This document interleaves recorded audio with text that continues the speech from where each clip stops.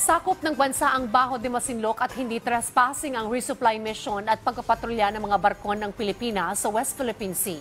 Yan ang giniit ng Armed Forces of the Philippines kasabay ng pagwelta sa pahayag ng China na inimpluwensyahan ng Estados Unidos ang estratehiyang ginagawa ng Pilipinas. Si Bea Bernardo sa report. Rise and shine, Bea. Bumuelta ang Department of Foreign Affairs sa akusasyon ng China na trespassing ang barko ng Pilipinas sa katubigang malapit sa Baho de Masinloc. Ayon sa kagawaran, walang basehan nito at gumagawa lamang ang China ng tensyon sa West Philippine Sea. Binigyang diin din ng DFA na ang pagsasagawa ng maritime patrols ng Pilipinas sa bisinidad ng Baho de Masinloc ay lehitimo at pag-iit ng Pilipinas ng administrative responsibility sa ating nasasakupan. China, aniya, ang pumapasok sa ating katubigan. Unang inakusahan ng Chinese military ng trespassing ang BRP Conrado Yap sa tinatawag nilang Wangyang Island. Bagay na pinabulaanan na ng National Security Council.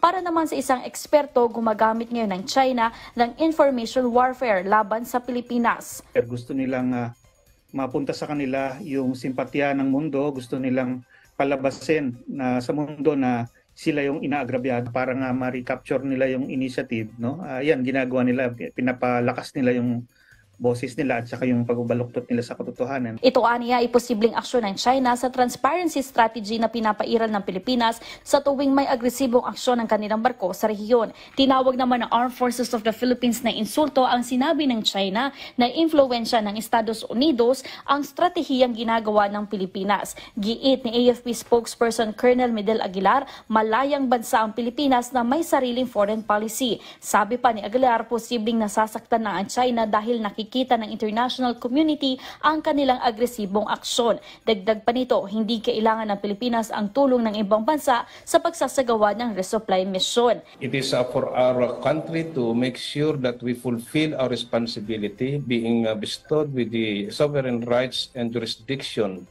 to ensure that we are able to